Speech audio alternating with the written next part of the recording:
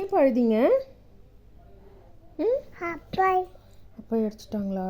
அச்சு சரி, நீங்கள் என்ன பண்ணீங்க? பால் ஃபோன் கேட்டிங்களா?